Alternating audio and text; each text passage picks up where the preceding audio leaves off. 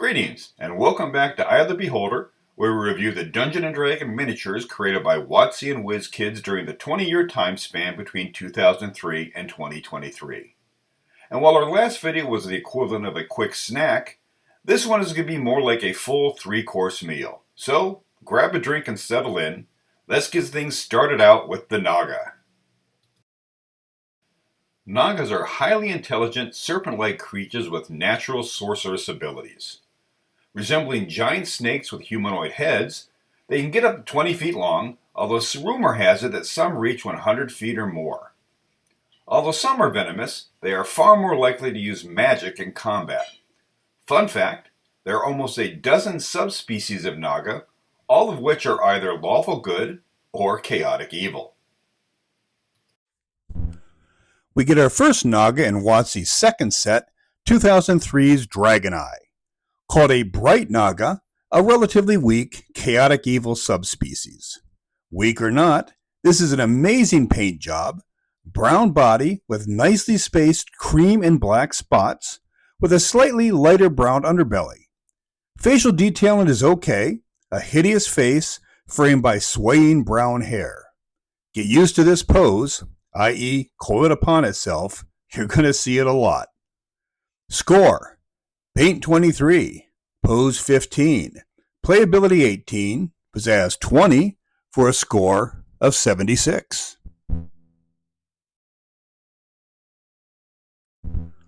Two years later, we get this Dark Naga in 2005's Underdark set. Black as pitch with just a hint of white fangs and yellow eyes, which are well done for such a small detail. Also posed coiled upon itself. However, note the barbed tail raised high up and ready to strike. Yeah, that's poisonous. Dark Nagas are the most likely to associate with others, which ups playability. Imagine your PCs running up against what they assume is a standard orc camp, only to find a Dark Naga as its chief. Score: Paint 13, Pose 15, Playability 21, Pizzazz 15, for a score of 64.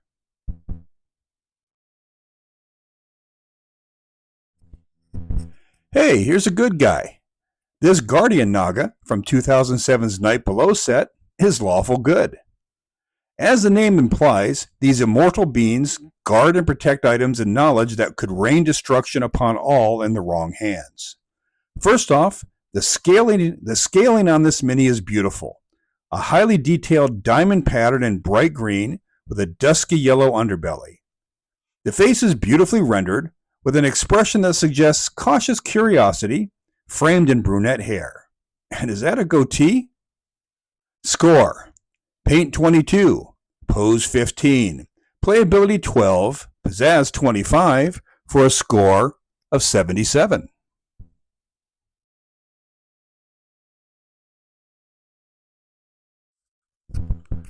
Our final WotC Naga comes later in 2007 in the Desert of Desolation set. Called simply Naga, unlike previous ones, this sits smaller on its base, not filling it up like the others. Blacks and grays are the color palette here, although we do get an interesting scale pattern of red on the back of its flared hood. Facial detailing is solid as well. I especially like the 2 rows of white spurs running up each side of the head. Same coiled pose we've seen before, but the curlicue of the tail is cute. Score: Paint 17, Pose 14, Playability 15, Pizzazz 17, for a score of 63.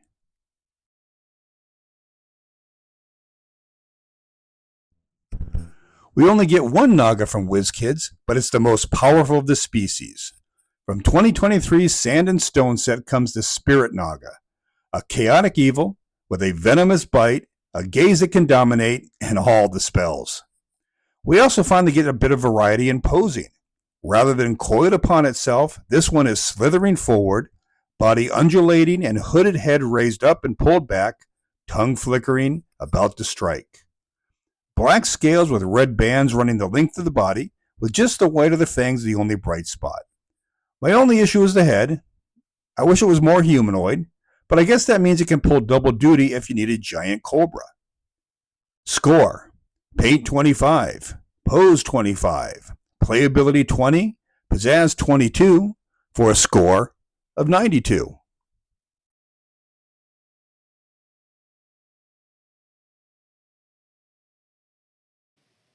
The owlbear. This amalgamation of owl and bear was marvelously introduced to the general public in the Dungeons and Dragons Honor Among Thieves movie. Don't be fooled by the cute movie portrayal. These creatures are beyond aggressive and completely fearless, the apex predator of their domain. When hungry, which is their usual condition, they will attack anything up to and including dragons via beak and claw, counting on their ferocity to carry the day. Pro safety tip: don't let an owlbear get you in a bear hug. Of course, we get an owlbear in the inaugural Harbinger set of 2003. How could they not? Posed in its most common position, charging forward, note the single foot anchored to the base, arms outstretched, and black beak wide open in anticipation of its upcoming meal. The brown of the bear's hairy body gives way to the whitewash of the feathered arms and crown of the head before trailing down the chest. Solid start. Score: Paint 14, Pose 18, Playability 15, Pizzazz 18 for a score of 65.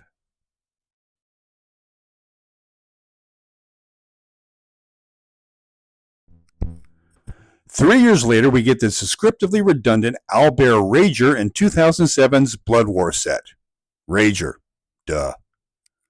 Due to its feathered arms raised high over its head, this mini stands almost twice as tall as WOTC's first offering. We also get much better fur and feather detailing on this one. I especially like how the brown hair runs from the top of his head and down its back. I also like the yellow eyes. Black beak, claws, and hands complete the look. If you're only going to get one owlbear mini, this is the one to get. Score: 100.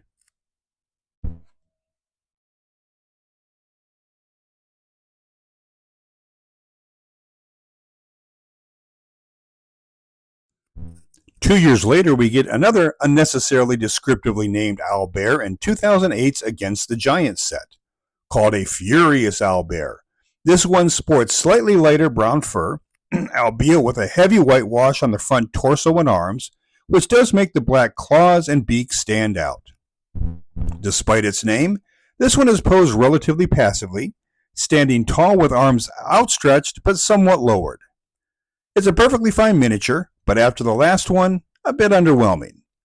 Score: Paint 21, Pose 14, Playability 15, Pizzazz 15 for a score of 65.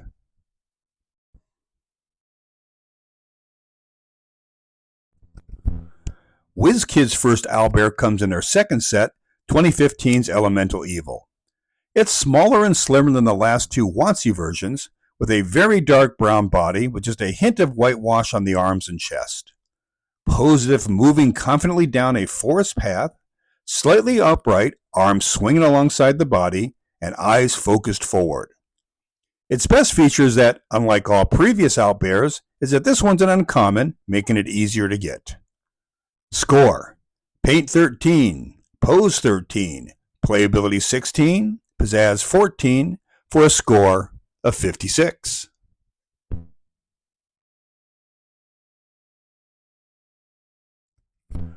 Our final owlbear is just too cute for words.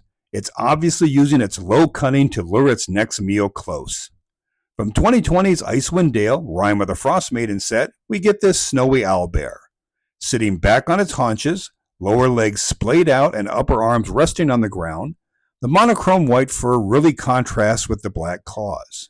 Also, note the vestigial wings on the arms. And that face, with a smiling beak open revealing a pink mouth. As a DM, you absolutely should encourage the PCs to go pet it. Score: Paint 14, Pose 11, Playability 12, Pizzazz 20 for a score of 57.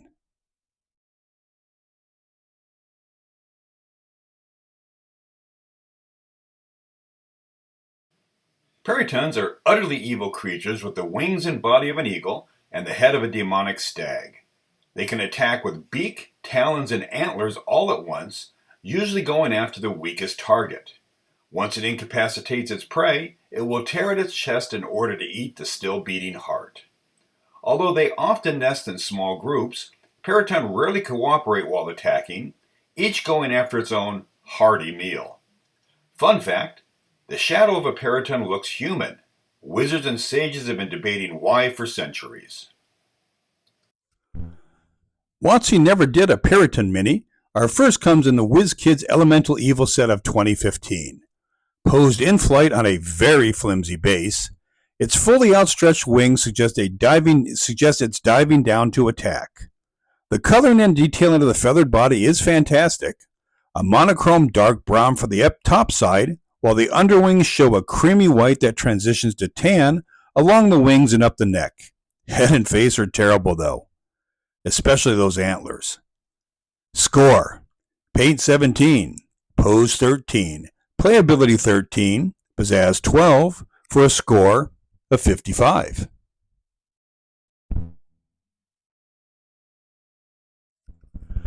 But I gotta say, WizKids absolutely knocks it out of the park 6 years later with this Periton mini in 2021's The Wild Beyond the Witchlight set. The blue and red feathers look fabulous, with off-white for the lower legs and face, topped with brown antlers. Seriously, WizKids uses 6 colors on this uncommon. Posed with wings outstretched to cup the air while the creature brings its talons to bear, the suitably demonic face ready to strike with its beak. And the stand, sturdy as can be. I know I've telegraphed the score, 100.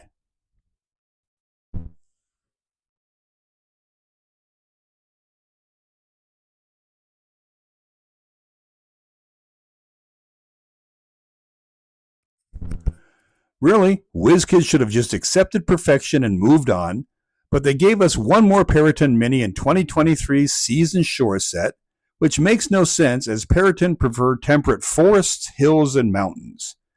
Again, posed in mid-flight on a solid stand, the monochrome brown of the body is only broken by the lighter brown of the face and legs. I mean, it's fine, but I would have preferred another aquatic creature in its stead. Me? I'd go for an eye in the deep. What are your suggestions? Score: Paint 12, Pose 13, Playability 15, Pizzazz 12, for a score of 52.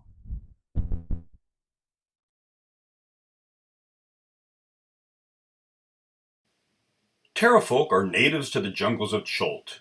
Resembling pterodactyls but with an evil countenance, they are cruel and vicious by nature. They prefer dive-bombing their prey, striking with their taloned feet and long beak. They are also capable of using spears, either thrown at their quarry from altitude or used to strike like a lance. They are usually found in small flocks, but sometimes coalesce into larger tribes, occasionally ruled over by a spirit Naga. Naturally, our only Terrafolk miniature comes in the Tomb of Annihilation set of 2017. Set on a large base, this monochrome gray creature is surprisingly posed earthbound, arms raised high, wings outstretched, and long beak wide open, where we get a hint of pink for the inner mouth and tongue. Unless your PCs are adventuring in the Tomb of Annihilation setting, I'm not sure how playable it is. Terrafolk are basically unknown outside of Cholt. Score: Paint 12, Pose 14, Playability 8, Pizzazz 15, for a score of 49.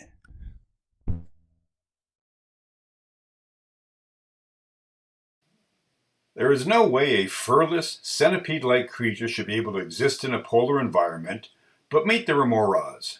Its secret is under its skin. The inside of a remora is like a furnace, an unfortunate situation for a PC that gets swallowed whole by the creature. The heat extends to the spikes that run down its back, which can melt metal that comes into contact with one. Fun fact, a small Arctic village has managed to domesticate the local remoras and ride them like horses, using a special saddle to protect them from the spikes.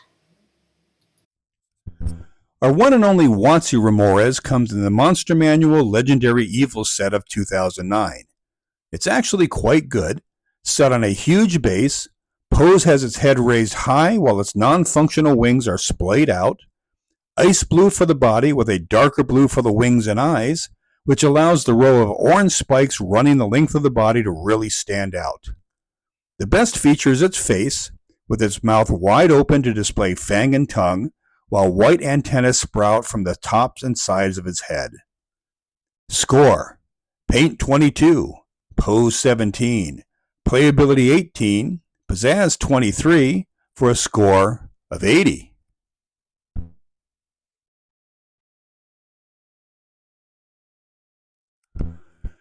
In the Monster Menagerie set of 2016, WizKids decided to go with a juvenile Remora as its first offering.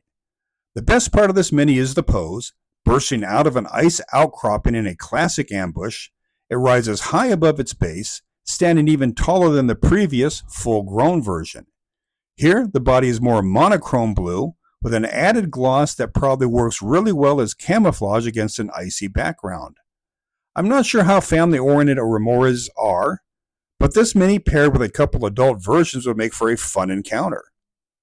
Score: Paint 20, Pose 23, Playability 18, Pizzazz 20, for a score of 81.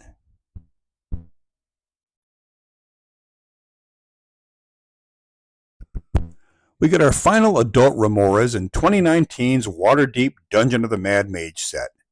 We go back to a more matte blue for the body. Maybe Remoras lose their glossy hide at adulthood. Curling its body around a silver outcropping that I imagine is supposed to be ice, but how cool would it be if it was an actual vein of silver, just waiting to be mined by the party powerful enough to kill its protector? Score: Paint 17, Pose 19, Playability 18, Pizzazz 18, for a score of 64. Here's a bonus. Check out our happy family of Remoras. Remorai?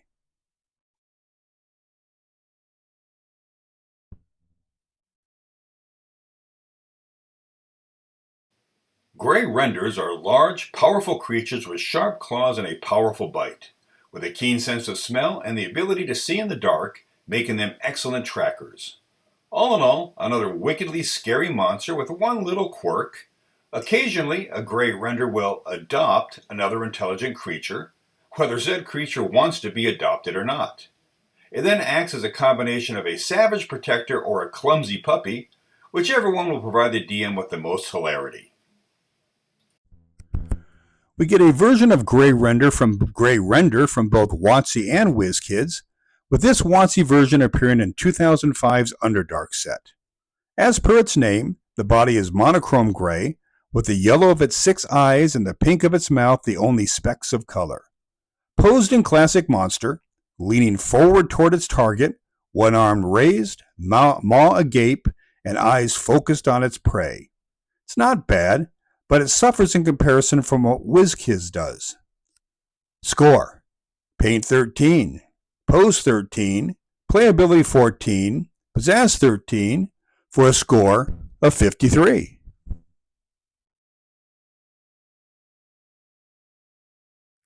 And this is what WizKids does, a version that's just better in every way. It stands almost twice as high as the WOTC version. Its pose is far more aggressive as it roars at its enemy, both arms stretched to the side and claws ready. The darker gray of the body combined with the black claws feels more ominous as well. And finally, it's an uncommon, making it much easier to get. Oh yeah, it's from 2020's Eberron Rising from the Last War set. Honestly, if you just need one for gameplay, this is the one to get.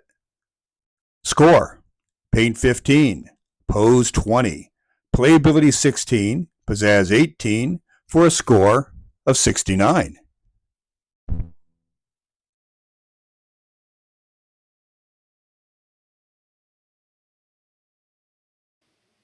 Rocks are gargantuan birds of prey that inhabit the highest peaks, preferably in subtropical regions. Capable of carrying off creatures the size of elephants, they hunt as you would expect, diving upon their prey from on high and seizing them in their huge talons. Should a party defeat such a creature, they may find various items of tribute strewn on its nest, as they place no value in such baubles. The real treasure is an egg, which can fetch an exorbitant price on the open market. We get one rock mini each from WOTC and WizKids, and they both suffer the same issue.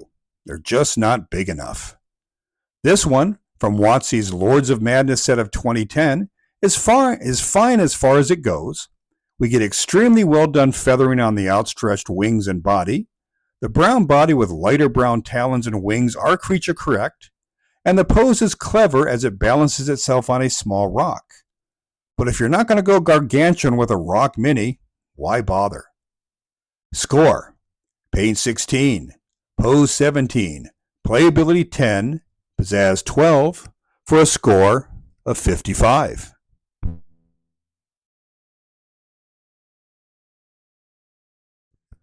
And the WOTC version is even smaller. From 2018's Guildmaster's Guide to Ravnica, we get this Skyjet rock. I'm going to come up with a backstory to make this playable. Per the breastplate, neck guard, and helm, this is obviously a very young, domesticated rock. There are even sigils on the breastplate and helm.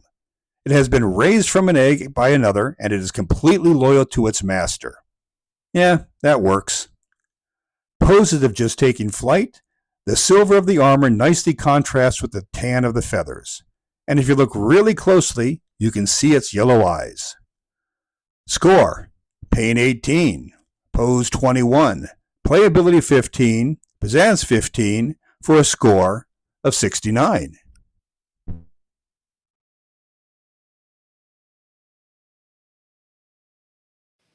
Ropers are denizens of the Underdark that look exactly like massive stalagmites, that is, until it opens its eyes and tendrils lash out from its body to snare unsuspecting passerby and drag them into their large, fang-toothed maw. Even in larval form they are dangerous. Known as piercers, they cling to cavern ceilings and attempt to drop and skewer those that pass below them. Fun fact: drow have good relations with ropers and often keep a few around their settlements. Of course, our first roper would come in WOTC's 2005 Underdark set. It's an unsettling mini. Note how its single eye is not set directly above the mouth, and how its multiple tendrils are just beginning to unfold. There's also a subtle cuddle difference at the base. It appears that this creature's gray, rock-like body is resting on a brown patch of cavern floor. Playable, but better coming up.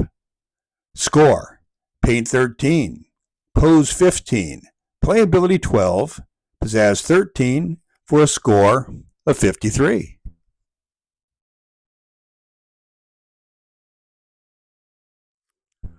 Three years later, we get this more engaged roper in 2008's Against the Giants. This one has a much lighter gray body with a generous dark wash to bring out the details. The large gray eye is set above a mouth that looks more like the sucker-like mouth of a hagfish. Of course, it's the tentacles that make this mini. 3 all flailing in different directions, with one even reaching low and behind the roper's body. Finally, I'm not sure if the spikes at the base are creature correct, but they are cool. Score: Paint 15, Pose 18, Playability 17, Pizzazz 17, for a score of 67.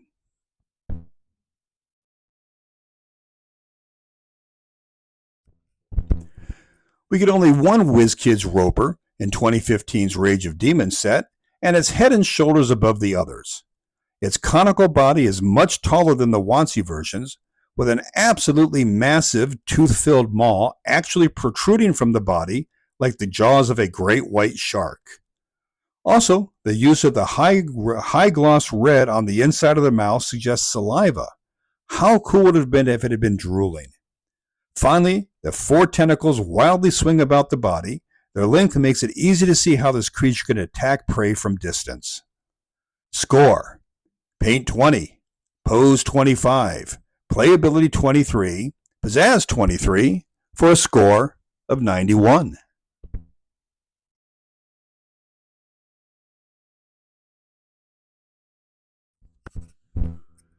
WizKids makes a gallant, if not entirely successful, attempt at a Piercer miniature in 2019's Waterdeep Dungeon of the Mad Mage set. That's not a critique, as I honestly can't figure out how to do it any better. Hanging from a clear curved stand, the mini dangles at the end, waiting to drop on unsuspecting prey. The brown of the body doesn't give us a lot of details, but a closer look does reveal its single eye. Kudos to WizKids for taking a shot. Score: Paint 12, Pose 14, Playability 12, Pizzazz 14, for a score of 52.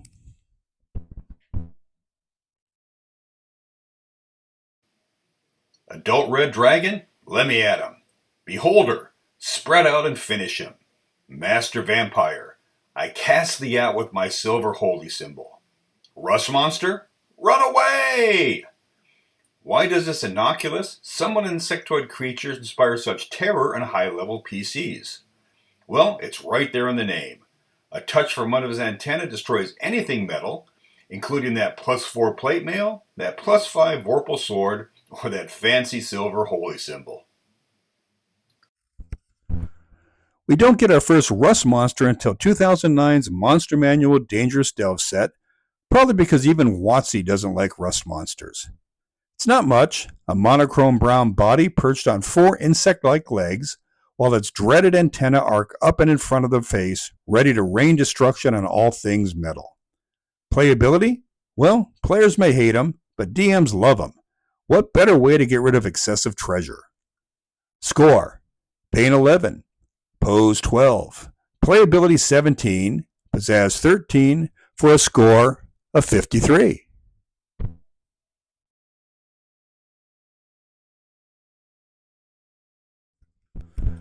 WizKids, knowing what DMs want, wastes no time releasing their first Rust Monster Mini in 2015's Rage of Demons set. Much bigger than the WOTC version, with a longer tail and, more ominously, much longer antenna. All the better to reach that tasty metal. I also like that the front edges of the antenna are a darker brown than the body. We also get a hint of a face with white for the eyes and teeth. Score: Paint 14, Pose 16, Playability 17, Pizzazz 17, for a score of 64.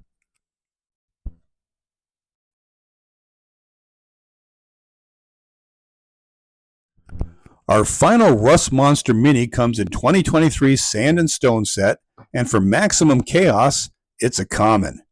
Imagine how much fun your PCs will have if you spring a flock of these on them. They might end up walking back to town weaponless and in their tunics. This one is the darkest of the three, but it is also the most detailed. Note the chitinous plates on the back, the wildly undulating tail, and, even though it's hard to make out, the ravenous look on its face. Score: Paint 14, Pose 19, Playability 19, Pizzazz 20, for a score of 72.